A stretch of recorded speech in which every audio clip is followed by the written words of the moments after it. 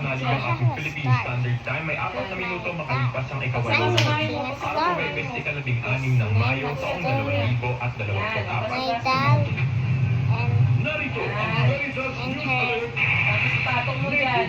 Girl loving him. Ang kapayapaan ay nilisan ng ating mga kamay at hindi lamang sa pamamagitan ng mga may kapangyarihan. Ito ang inayag ng Santo Papa Francisco bilang panimula sa aklat na may titulong Justice and Peace will Embrace. Isang koleksyon ng mga pagninilay na inilathala bago ang pagbisita ng Santo Papa sa Verona, Italia. Binigyan din rin ng pinunong pastor ng simbahan ng lahat ay tinatawagan bilang mga tagapagtaguyod ng kapayapaan sa ating pang-araw-araw na pamumuhay.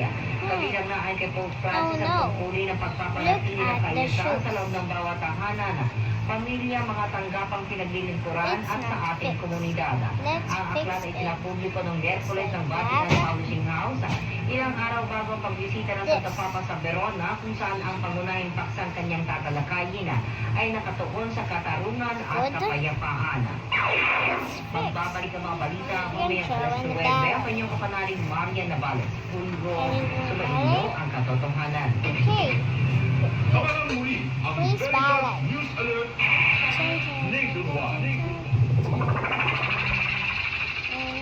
Narito ang